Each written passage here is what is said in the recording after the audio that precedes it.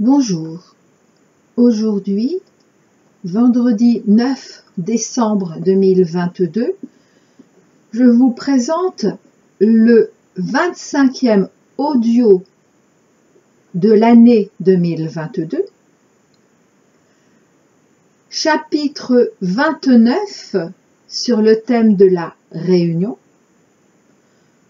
Notre autre nous rejoint en l'œil du tsunami d'amour sur notre couple.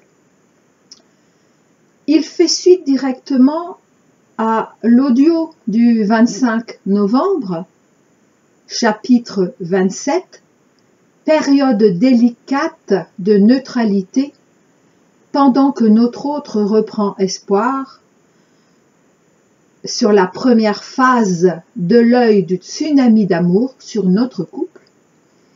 Et l'audio du 2 décembre, chapitre 28, la quête de la destinée de notre couple est terminée sur la deuxième phase. Dès que la réunion de l'âme a eu lieu, nous sommes entrés, pour ce qui concerne les personnes dites à dominante yang, dans l'œil du tsunami d'amour. Tsunami d'amour qui est sur le collectif Flamme Jumelle depuis octobre 2022, et ce, en tant qu'avant-garde de ce qu'il va se passer en 2023 pour tous ceux dans l'amour véritable, puis à partir de 2023 pour toute l'humanité.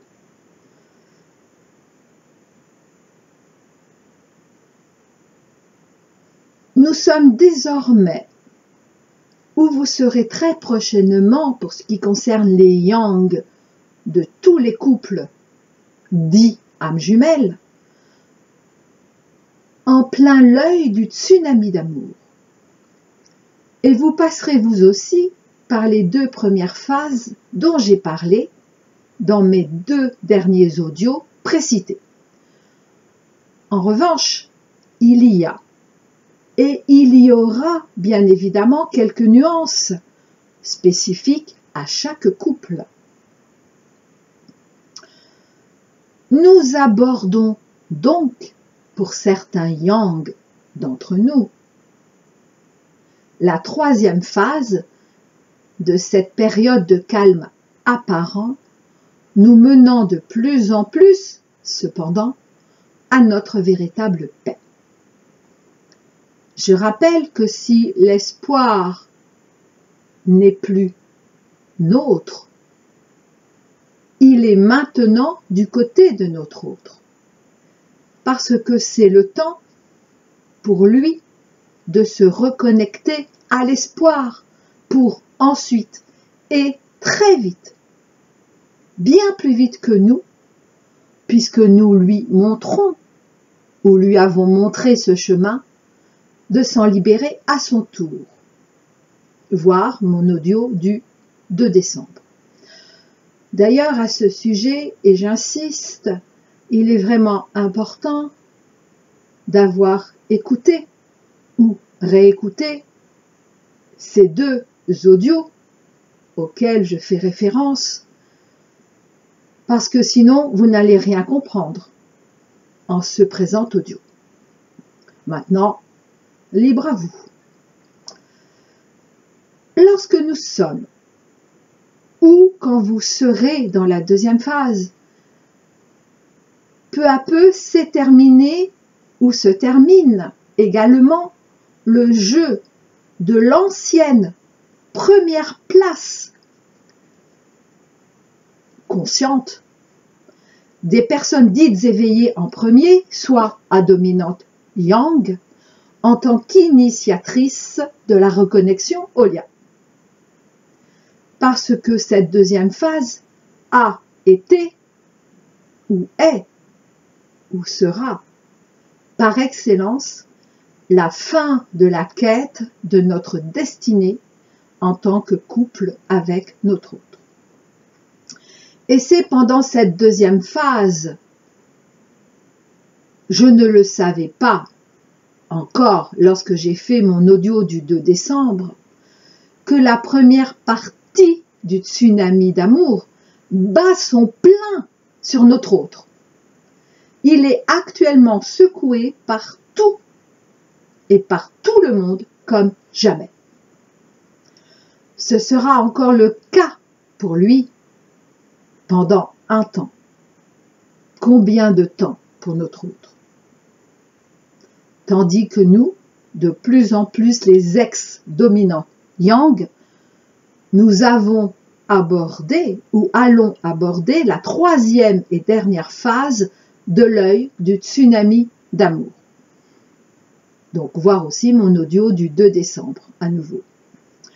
Notre autre nous rejoindra, et oui, lorsque ce moment sera venu pour lui, en plein notre troisième phase, cette troisième phase dont je vous parle ce jour. Mais pour notre autre, ce sont les informations que j'ai reçues, car je ne sais pas comment va le vivre notre autre. J'en ai simplement quelques ébauches, mais c'est tout. Donc pour notre autre, il n'y aura pas de distinction à ce moment-là de première ni de deuxième phase. C'est comme s'il allait vivre les trois, alors bien sûr différemment de nous, je pense, en même temps.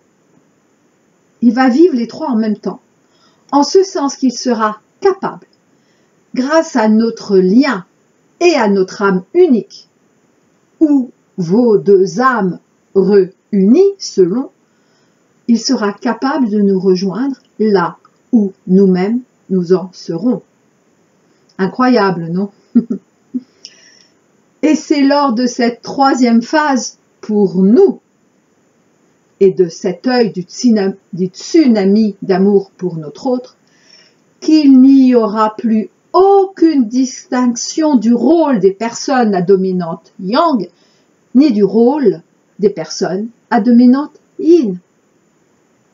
Ça ne sera plus la peine, car nous aurons fait chacun de notre côté tout le travail lié à ces deux rôles, c'est-à-dire à notre rôle pour lui comme son rôle pour nous. Il n'y aura plus qu'une femme et un homme, chacune, chacun, retrouvant la force, toute la force de sa position de femme ou d'homme, la force douceur de la femme et la force puissance de l'homme.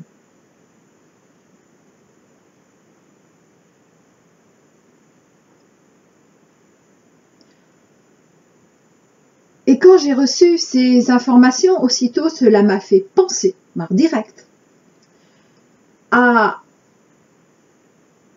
des messages que j'avais reçus et qui sont retranscrits dans La vie Providence 1, nous attendons le signal, page 83.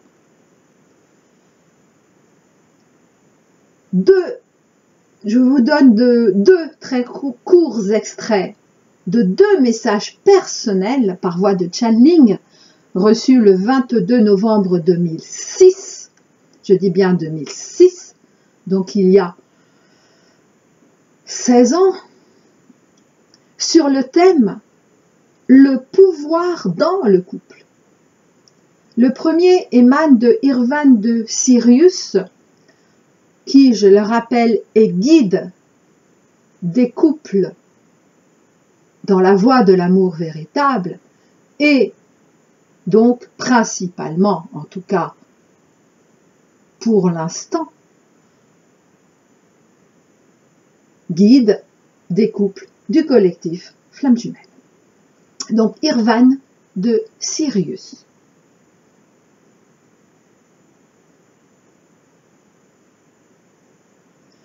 Nous vous l'avons dit, vous avez le choix de traverser votre vie dans la légèreté et l'ouverture, ou bien dans la souffrance et la retenue.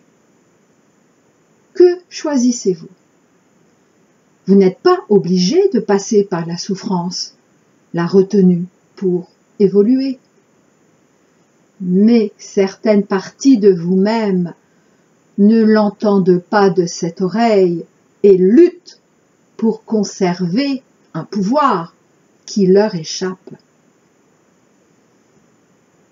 Quel est l'intérêt pour vous de résister et de vous accrocher à de si vieux jeux?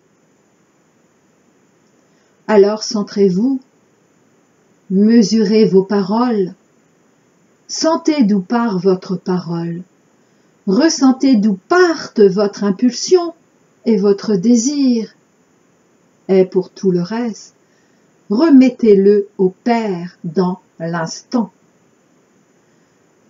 Vous avez chacun à lâcher rapidement ce que vous appelez votre pouvoir personnel, car vous savez très bien qu'il n'y a aucun pouvoir que vous n'ayez reçu qui ne soit du fait de la volonté du Père. Remerciez le Père d'être ainsi que vous êtes et simplifiez-vous encore et encore en vous-même et dans votre relation. Maintenant, il n'est plus temps de tergiverser dans des paroles archaïques de choses déjà mortes, qui sont mémoires anciennes qui s'en vont. Alors moi, en relisant simplifiez-vous encore et encore en vous-même, ça m'a fait directement penser au rôle de nos doutes. Et ce rôle de nos doutes, je pense l'avoir suffisamment bien expliqué, en tout cas au plus simple, dans l'audio du 2 décembre. Donc, dans le cadre de la deuxième phase décrite en cet audio. Je passe maintenant au court extrait, toujours sur ce thème du pouvoir dans le couple, émanant de Ashtar Sheran. La retenue n'est plus de mise, et vous agissez parfois pareil à des enfants devant une porte ouverte et qui voient l'autre rive. Souvenez-vous qu'il s'agit de votre choix et de votre décision. Nous n'avons fait qu'appuyer et orienter parfois les événements afin que vos choix soient parfaitement respectés. Les choix alignés, cela va sans dire. Vous êtes au seuil de retrouver des attributs qui sont ce que vous êtes. Vous en avez tous deux des prémices. J'allais dire des délices. Car l'amour qui travaille en vous balaie tout intermédiaire. Nous savons que la puissance pour toi en tant qu'homme et la douceur pour toi en tant que femme vous font encore peur et vous effraient. Mais vous ne pouvez échapper à ce que vous êtes. Vous vous êtes enfui pendant des vies entières en espérant échapper à cela. C'est paradoxal, n'est-ce pas? Échapper à vouloir qui on est vraiment. Je vous laisse cogiter là-dessus. Fin de la lecture.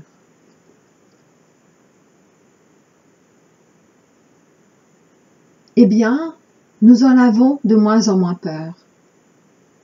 Et ce, grâce à tout le travail que nous avons fait depuis des années. Déjà bien avant de connaître notre autre, mais bien sûr,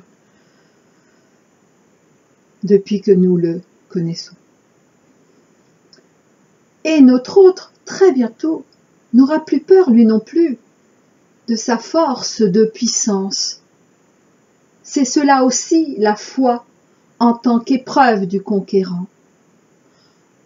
Notre autre, bien qu'actuellement dans la première partie du tsunami, encore dans la première partie du tsunami, donc juste avant l'œil, est pourtant bien déjà dans l'épreuve du conquérant, tandis que nous n'y sommes entrés que lors de la première phase de l'œil. C'est ainsi que notre hôte aura déjà bien avancé en sa propre libération de l'espoir au moment où il nous rejoindra dans l'œil de notre tsunami d'amour. C'est ainsi. Comment? Aucune idée.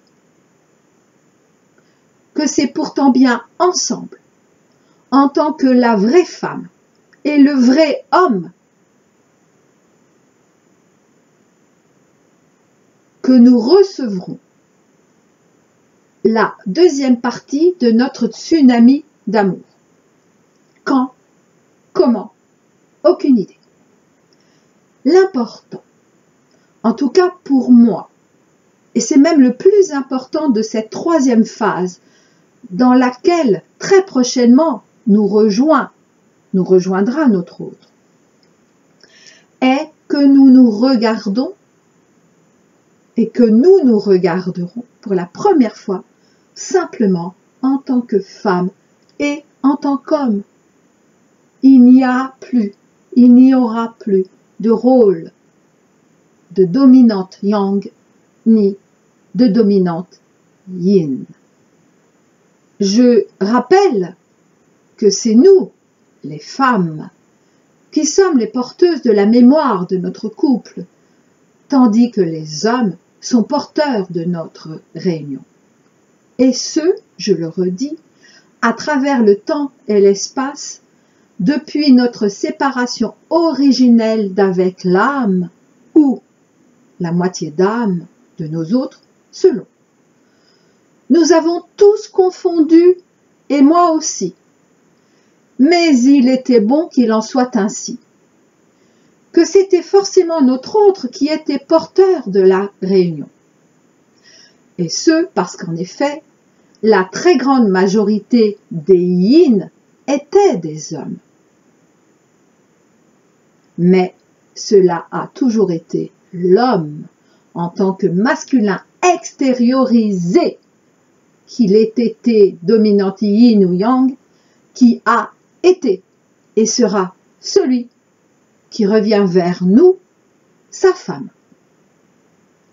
Et tout cela est de plus en plus clair en moi, en nous. C'est donc bien à l'homme de faire enfin ce premier pas amoureux qu'il n'a jamais fait jusqu'ici, envers nous, mais envers aucune autre femme. Ce véritable premier pas amoureux. C'est donc bien à l'homme du collectif Flamme Jumelle de faire ce premier pas, comme il en a été et en est de même pour chaque homme, de tous les couples, même pour les couples en dehors de notre collectif. Cela est toujours le cas.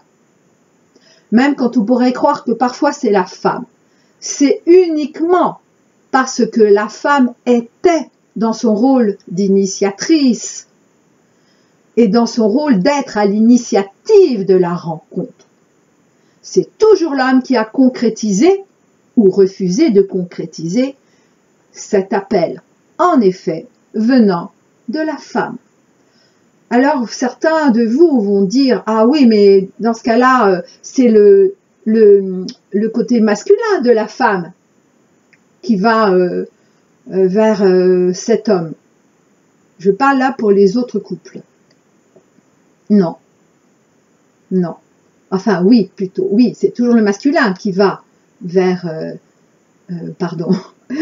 qui va...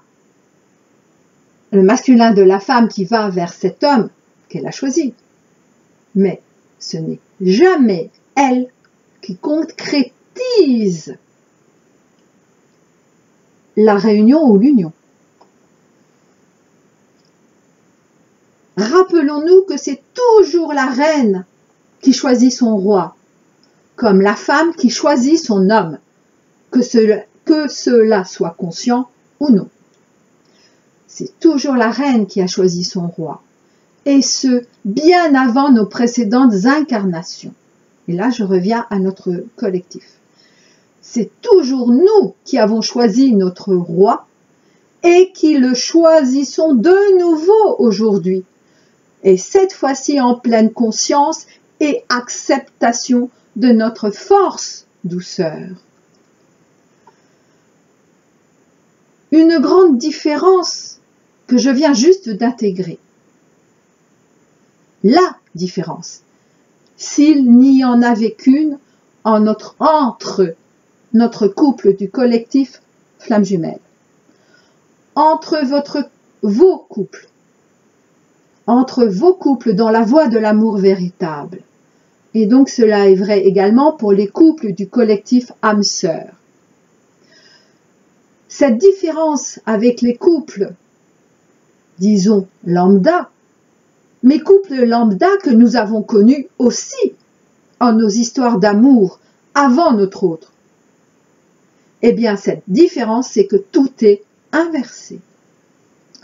Pour ce qui concerne les couples de nos deux collectifs, nous nous sommes présentés l'un à l'autre, alors consciemment, inconsciemment, plus ou moins consciemment, en tout cas devenus de plus en plus consciemment, en tant que dominante yang et dominante yin, mais sans le cacher.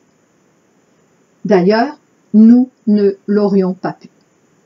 Et ces deux dominantes, l'une face à l'autre.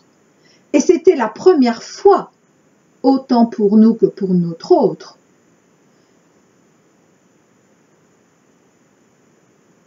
qui se sont attirées, ces deux dominantes, puis repoussées, puis attirées, puis repoussées, puis attirées, etc. À chaque attraction, tout semblait parfaitement se passer, n'est-ce pas? Pour nous comme pour lui, hein. À chaque répulsion, tout semblait n'être que nuit noire de notre personnalité. Puis il y a eu ce que j'appellerais la grande séparation, c'est-à-dire lorsque nous, à dominante yang, nous avons tourné le dos et avons été, nous aussi, dans la fuite, même si pour des raisons différentes que pour notre autre. Bref, je ne vais pas refaire tout l'historique. Ce sur quoi je veux attirer toute notre attention est le fait que cette séparation, d'abord voulue par notre autre, puis par nous, nous a permis et nous permet encore d'affronter tous nos doutes, toutes nos peurs, toutes nos blessures, tous nos traumatismes de l'amour conditionnel que nous avons reçu, mais amour conditionnel que nous avons également donné. Ne nous leurrons plus. Ne nous leurrons plus. En fait, c'est comme si nous avions vécu, et que nous vivons encore en partie, toutes les phases conflictuelles que bien des couples, pour ne pas dire tous, vivent après que la lune de miel soit terminée. Et c'est en ce sens que la vision divine du couple du collectif Flammes Jumelles est humainement inversée en regard des autres couples. Et il est indispensable, il est vital même, pour l'amour véritable, si exigeant, et heureusement qu'il est exigeant. Regardez tous les errements que nous avons connus quand nous avons cru vivre cet amour avec nos, on va dire, nos histoires anciennes. Il est donc vital qu'il en fût ainsi, même si cela a pu être très douloureux et parfois encore difficile, parce que nous avions, cette fois-ci, à savoir exprimer le meilleur de nous-mêmes. Oui, l'amour véritable, ça se mérite également. Et non plus à continuer à balbutier en tant que couple 3D. Imaginez que, à chaque fois que nous sommes crus prêtes, ou prêts pour les rares hommes yang, si notre autre n'avait pas eu la sagesse certes inconsciente, de nous repousser. Nous serions entrés dans le pouvoir dans le couple, dans le pouvoir du couple, dans nos deux égaux à plein régime.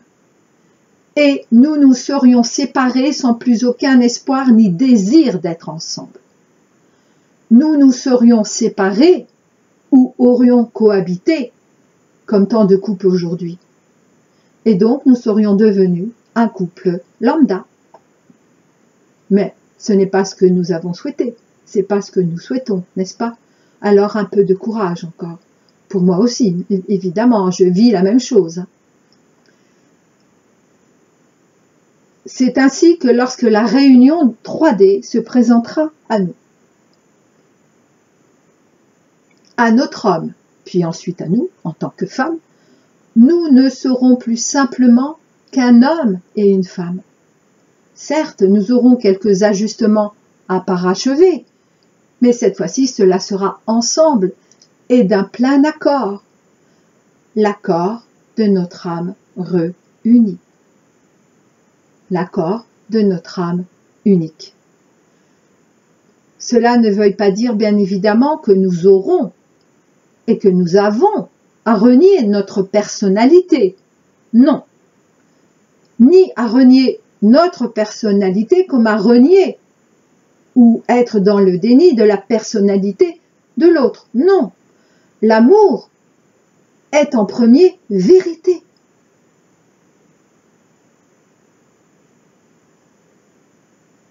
Mais bien à vivre au quotidien. La vie de couple véritable, la vie du couple véritable, en nous respectant d'abord soi-même, comme notre grand amoureux ou grande amoureuse de toujours.